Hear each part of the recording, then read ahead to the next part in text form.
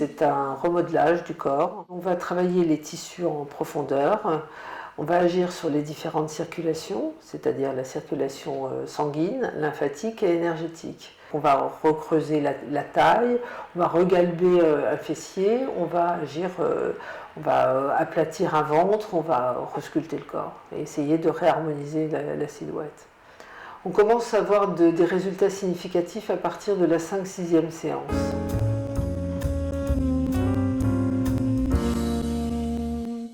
Le constat que j'ai fait depuis que je pratique cette méthode, c'est-à-dire depuis 15 ans, c'est que les femmes s'occupent quand même de plus en plus d'elles et que l'image est de plus en plus importante.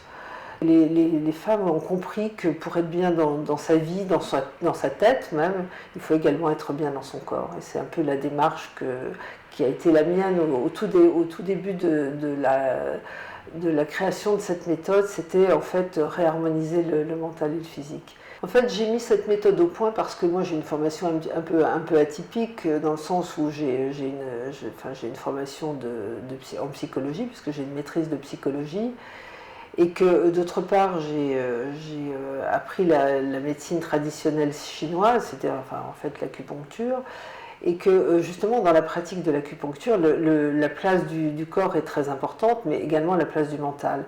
Et je pense qu'en fait le postulat de départ lorsque j'ai créé cette méthode, c'était justement de réharmoniser le mental et le physique. Pour moi, c'est quelque chose de très important.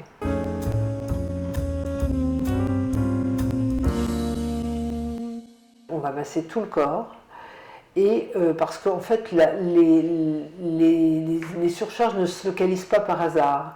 Ça correspond toujours à un blocage. En fait, c'est parfois un blocage au niveau circulatoire, ça peut être également un blocage au niveau énergétique, et ça peut également être un blocage au niveau même respiratoire, surtout quand il s'agit de la zone abdominale. On s'aperçoit qu'en faisant lâcher prise, on va amener les femmes à prendre conscience et peut-être parfois à changer également leur comportement alimentaire. Parce que, bien sûr, moi je suis persuadée que les comportements alimentaires sont étroitement liés au mental. C'est-à-dire que, on le voit, quand on n'a pas le moral, on a tendance à manger plus, à avoir besoin de se remplir pour combler un vide, qui souvent n'est pas un vide physique, mais un vide plus psychologique. Donc en fait, ce massage-là, il va permettre justement de lâcher prise et de prendre conscience qu'on a des comportements qui ne sont pas adaptés à nos réels besoins.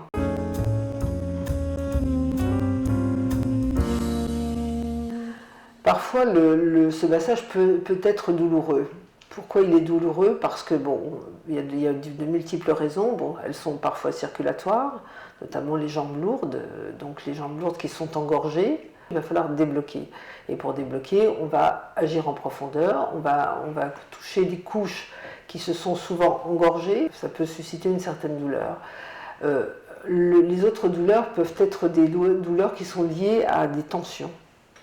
C'est-à-dire qu'on va débloquer, par exemple, un plexus ou un estomac qui est noué. Bien sûr, pour le débloquer, on va être obligé d'agir en profondeur et ça peut également être douloureux.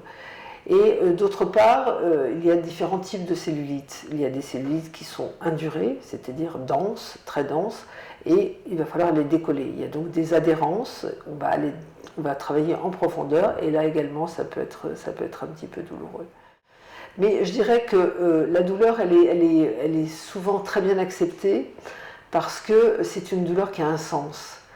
Donc la vocation quand on travaille en profondeur, en même temps on fait mal peut-être, mais on débloque quelque chose. Et donc cette sensation de libération va largement compenser la douleur ressentie. Et en plus c'est une douleur de l'instant, c'est-à-dire que dès qu'on arrête, il n'y a plus de douleur. Voilà. Donc ce sont des douleurs qui ont un sens.